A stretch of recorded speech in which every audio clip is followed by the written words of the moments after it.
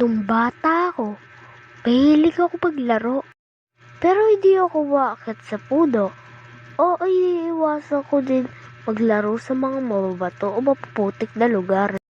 Iniisip ko na baka kapag umapak ka nun, ibigla mapulol yung inaapakan mo. Kapag naman sa lupa na maputik, baka madulas ka o kaya sa mga mabato, baka madapa ka. At ikakwento ko sa inyo yung nag-experience ko nung bata ako. Una, magpapak ng gatas.